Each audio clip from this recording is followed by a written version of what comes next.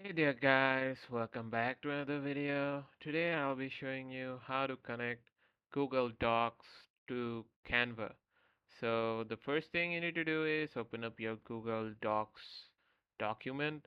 So after you open up your Google Docs document, just head over here to the extensions option and click here and just go here to add-ons and click on get add-ons.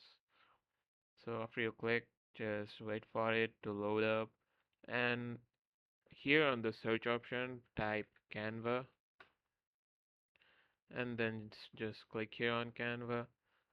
So in order to add Canva in Google Docs, you need to click here to the install option and your Canva will be added with Google Docs automatically. So that's it with the video, guys. I hope it helps you. Thanks for watching and take care.